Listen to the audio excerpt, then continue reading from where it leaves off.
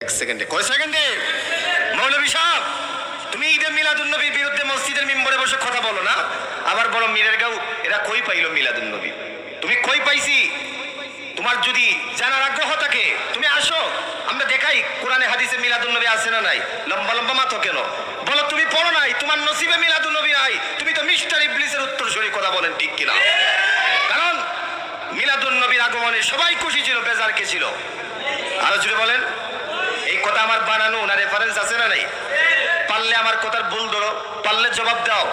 I can challenge you, আমি challenge করলাম, যদি তোমার সাহস থাকে আসো। কোন কিতাবে মিলাদুন্নবীর বিরুদ্ধে আছে?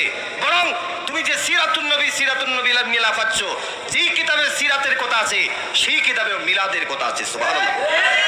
এজন্য মনে রাখবেন, আমরা সিরাতুন্নবীকে অস্বীকার করি না, আমরা স্বীকার করি।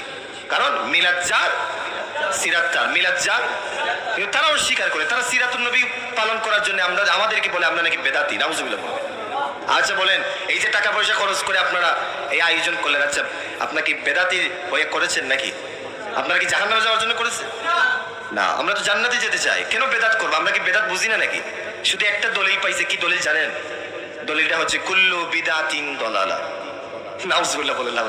কোথায় কোথায় কয় কুল্লু বিদাতিন, অথচ হাদিস কাকে বলে, কোন সময় কোন হাদিস কোথায় প্রয়োগ করতে এটা জানে না।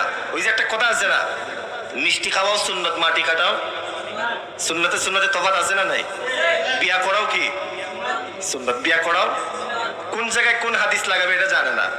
ওই হাদিস নিয়ে ওইখানে লাগায়, ওই হাদিস নিয়ে ওইখানে লাগায়, সমাজে ফিতনা সৃষ্টি করে। মনে রাখবেন, কোন ভালো কোন আলেম যারা মুহাক্কিক আলেম, এরা কোনদিন নবীর মিলাদের বিরুদ্ধে কথা বলতে পারে না। যারা ফিতনাবাজ, কোরআন হাদিস পড়ে না, এরাই সামান্য কথা বলে মানুষদেরকে ফুরসুঙ্গি দেয় আর কয় মিলাদুন নবী কোরআন হাদিসে নাই। নাউজুবিল্লাহ।